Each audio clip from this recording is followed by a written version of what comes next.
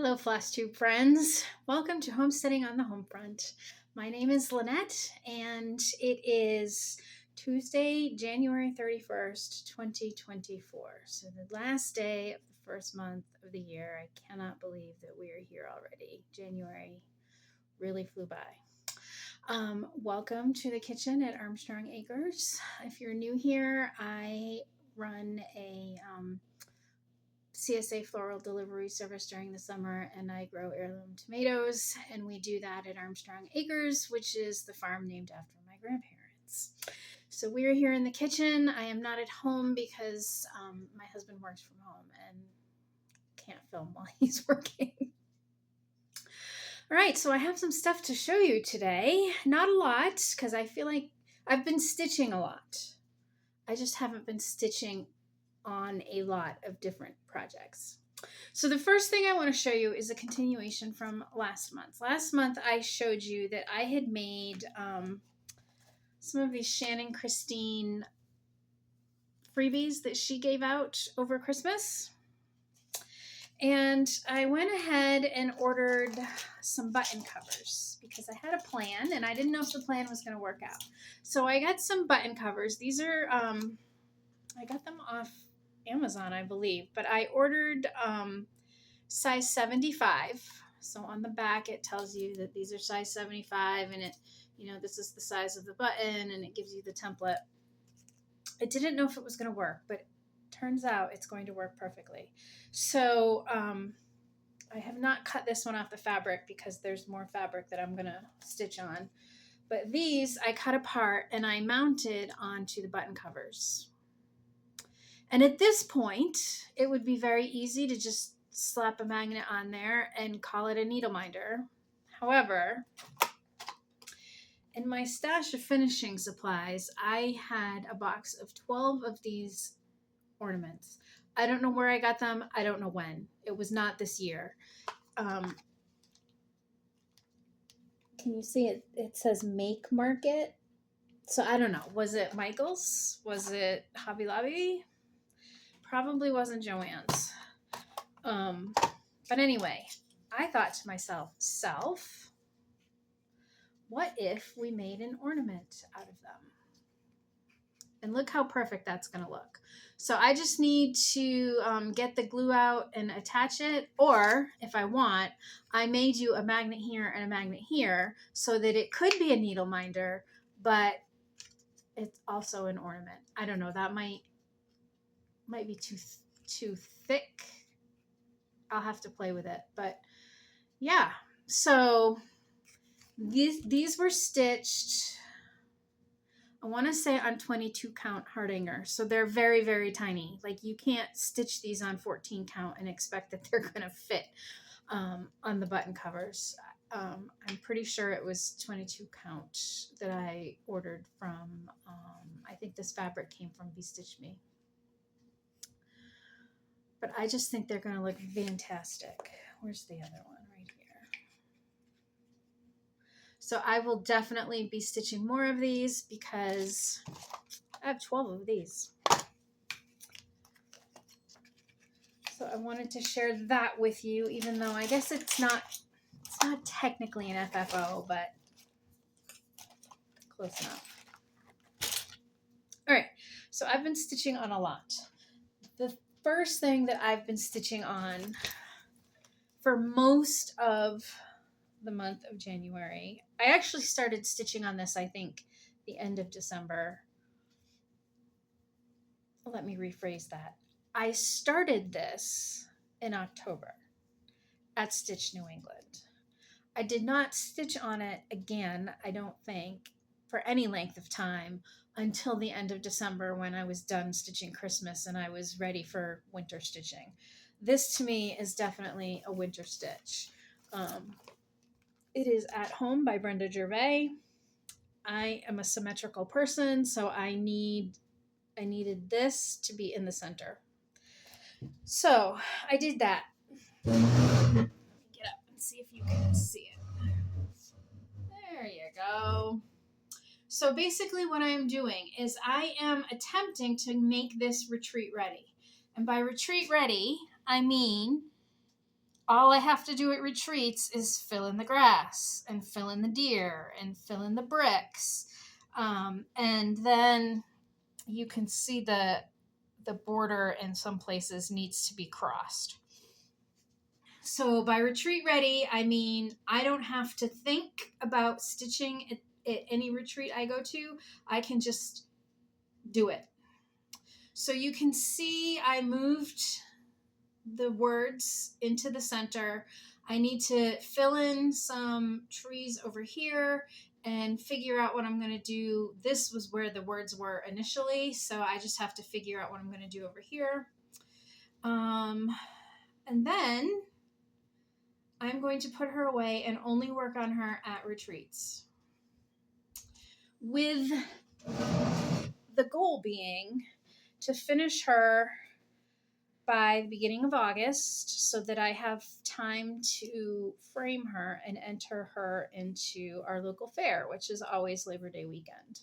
So I have some retreats coming up, April, hopefully one in July. I will probably have to stitch on her outside of retreats in order to get her done on time, but at least it's the hardest part is over. If you are stitching that pattern, do not wait until last to put the house and the mortar in, because that mortar was awful. I will also say do not wait until last for the border, because the border was fun to stitch. The colors are amazing. I couldn't put it down, but the border goes on and on and on. All right, so the next piece that I've been working on is my snow day stitch. And we've actually, January has brought us 3 times the precipitation that we normally get. Now, most of that was rain. We have had some little bits of snow. I think we might have gotten one storm that was like 6 inches. And a couple dustings. So I have been able to stitch on this regularly. And so this is what it looks like right now. The halfway point is somewhere in here. So I'm a little past halfway. Let me show you what it's going to look like. There's no like real picture of the whole project in its entirety. This is where I am now. Oh, I guess right here is the project in its entirety. So I have stitched here. I'm at the covered bridge. And then you can see the bottom half is more stitch heavy than the top half. But that's where I am. Like I said, this was about the halfway mark. And I've got 2 houses left. So my goal for this project is to have it done by the last day of winter. On the first day of spring, I will be starting a new stitch along with some friends. We are going to be starting Spring Moon by Plum Street. And so I want to have this done. I want the winter project done before the spring project is started. Should not be a problem. This was also my New Year, New Start. I kind of cheated and got started New Year's Day just because I wanted a New Year's start, even though it wasn't snowing. But since then, I have mainly stitched on it if we're getting snow or ice or sleet or some kind of winter event. And so I've been able to stitch, this much. And then hopefully the month of February, if I could get this done by March 1st, that would be fantastic. I don't think there's any snow in the forecast, so it might be another bit before I can take that out again. But that's the plan for that one. It is, I don't think I said it. It is an Elsa Williams kit. It is designed by Lou Fuller. I can't decide if I'm going to leave the windmill in or replace it with a tree. I was first drawn to this piece because it reminded me of, New England with covered bridges. This reminds me of the covered bridge at Old Sturbridge Village. but in actuality, it's supposed to be Kentucky. And so, I don't know if you can see it. Somewhere off to the side here, there's supposed to be some sort of bell. I'm assuming it's like a fire bell or a tornado bell, or I don't know, but I'm not putting the bell in because we don't have them in New England. Now, this windmill, I don't know if it's an actual windmill or if it's got something to do with oil, or I have no idea. However, as a rule, windmills aren't really a thing in New England, except for like the big turbine things. But my father marched to a different drum and liked to tinker. And so we actually always had at least one windmill in our backyard to generate power. He would generate power for his ham radios that way.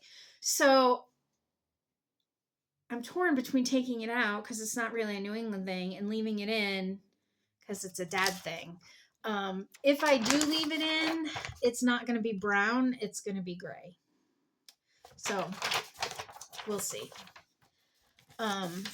It's not the easiest chart to read.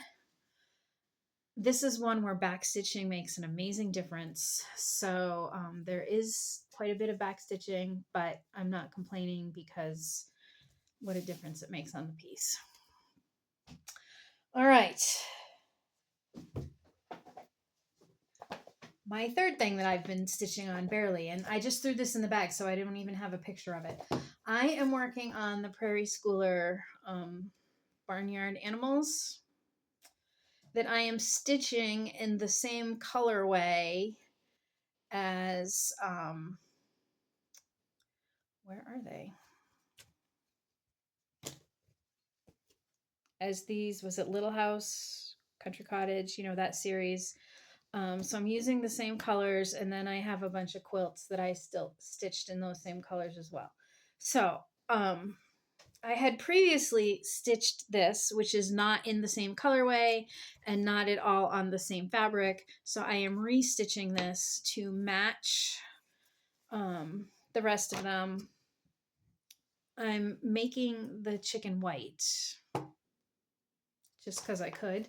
So I'm hoping to finish this one, and this is like the end of the series. I'm calling it quits after this. I've stitched most of the animals. I don't think I'm stitching, I think there's a dog and or a cat, and I am not stitching those, but I stitched all of the farm animals. And so that will be the end of this series, and I will be able to FFO all of those ornaments. Where I'm going to fit them on my cross-stitch tree, don't know, there's no room for them, but we'll cross that bridge when we get there. And then the final thing that I've been stitching, this was a spur of the moment purchase. It was sometime around Christmas, and I knew I was going to be starting this kit, but this kit comes, I didn't say it, I should have said it, comes with 14 count and all of the thread. I didn't want to stitch it on 14 count because I hate stitching with two flosses. So I got 20 count Aida for it, and I am stitching with one thread. Now, there's a lot of times when it calls for one strand of this color and one strand of that color, and I am completely changing it up for that. I would kind of twist those two colors together and see the effect, and then I just went into my my fancy floss pile and grabbed whatever came close. So I am using one strand of floss for absolutely everything on this on 20 count Aida. So anyway, I needed to order new Aida because it was a long piece and I didn't have anything it would fit on. And while I was ordering that Aida, I saw this on 123. So I'm not even going to try to pronounce. It's basically all of the letters with little pretty holly stuff on it. And so I liked that and thought it would be great for ornaments. And I stitched, I'll show both of them to you at the same time and you can see the difference. I stitched this one using DMC. I stitched this one using the I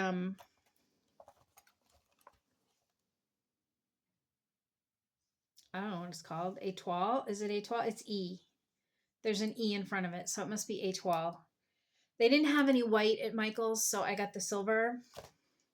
And I don't like how the silver looks. But, and I also wish I had picked a more blue fabric. But it is what it is. I'm just kind of playing here to figure it out.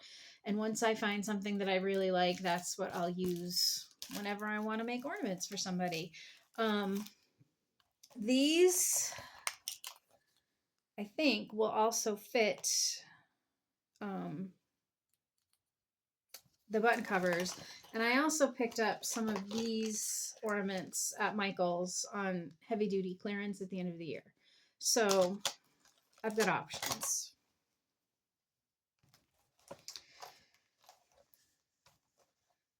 So I'm not really stitching on this actively anymore because, like I said, I was done with Christmas ornaments shortly after Christmas.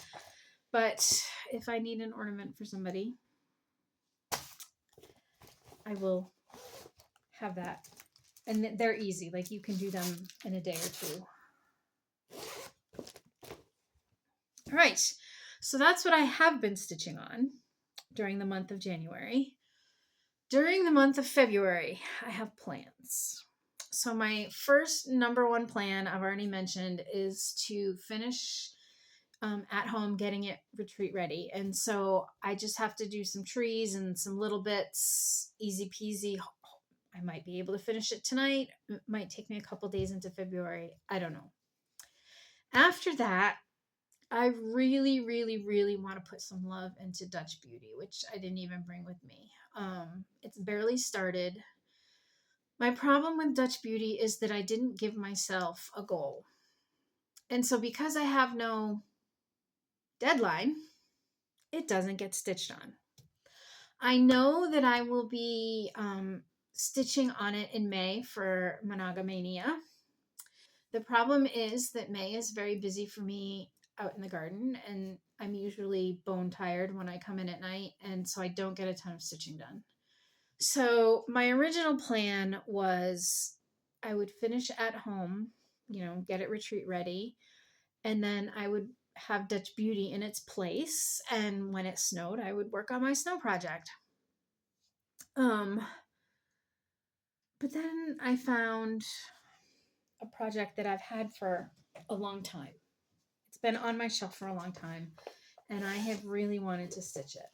And that project is Above the Sky by Marianne Raywood. I remember when this first came out years ago, it was only available in Canada. And so I waited, and then as soon as somebody in the US had it, I bought it because I loved it. It says, "Grant now, O Lord, that I may be, while here on earth, approved by thee. Then shall my soul mount up on high and wing its way above the sky." And it's a symmetrical sampler. You know this about me. So I kind of took it out and was looking at it, and then I found inside, very nice quality cardboard, I found the picture of how the original looks.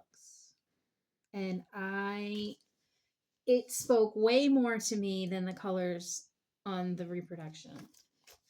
So what I did is I went through my stash and I just kind of pulled all these colors, and it got me really excited. Not real excited about the over ones, but I did the math. And if I do this on 32 count, it will fit into an 11 by 14 frame perfectly. Is 32 count my favorite thing to stitch on? Nope. Am I going to use one strand of floss even though it's 32 count? Yep. So I ordered Vintage Country Mocha because it's the best, and it really, this is kind of like washed out, but it's darker. It's darker. So I pulled the flosses. I have the fabric on order. I will work on Dutch Beauty. I will. But I can't promise that 2 weeks into February, I'm going to want to start this one.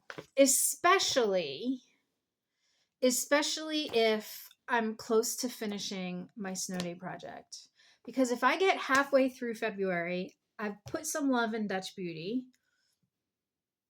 and I'm really close to getting my snow day stitch done, then I can totally justify this, because that will give me the second half of February and the first half of March. And this is not like, yes, it's got over one, but a month is plenty of time to get this sampler done.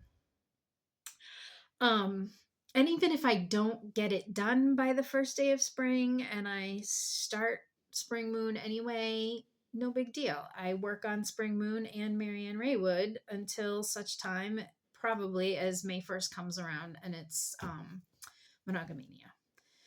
And I do think that I can get both Marianne Raywood and Spring Moon done in the month of April, especially if I've gotten a good jump start on Marianne Raywood in February. So that's my plan. Will I stick to it? I don't know. I also need to do Live on Little.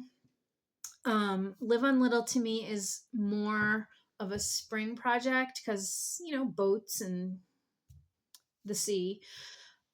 So June will be the month that I really concentrate on that one. However, it will come with me to my retreat in April, so that I can fill in. There's so much fill in left to do on that one. But Live on Little will be my June and July piece, because that's another one that I want done in August so that I can enter it into the fair. So yeah, there's my 6 months worth of plans. We'll see what happens. We'll see. As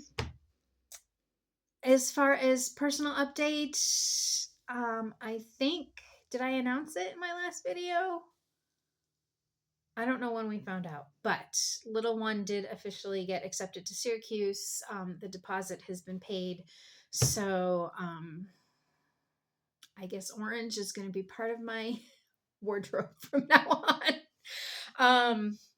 Eldest is doing great. She just got back from an archery shoot in Lancaster, Pennsylvania, with the team at UConn. She's loving it. She's all set up for her internship this summer. And so life is good for the girls. Little one is crocheting up a storm. Eldest is, when she has time, which is not a lot, she prefers embroidering. But they are both still have their hands in the crafty world, which is all that I care about. I think it's a good mental health thing. And actually, Eldest just sent me a picture. She had ripped a hole in her jeans and figured out how to sew it, because they were her favorite pair and she wasn't ready to get rid of them yet. And she said she was grateful that she knew how to use a needle and thread. So anyway, that's all that I have. This is a quicker video, but like I said, I have not been stitching on a lot of projects, even though I have been doing a lot of stitching. I just started the first seeds yesterday. The snapdragons have been sown, and I'm getting ready probably in the next couple of days. Once those sprout, I will get them off the mat, move them under lights, and I will start my peppers. So garden season 2024 has officially arrived. All right, everyone. I think that's it. Happy stitching. Happy end of winter. Spring is on its way. The maple syrup people have already started tapping here, and I haven't decided if we're going to tap this year or not. I took last year off. May take this year off too. I don't know. I'm getting old. All right. Have a good one. We'll see you on Flosstube. Bye-bye.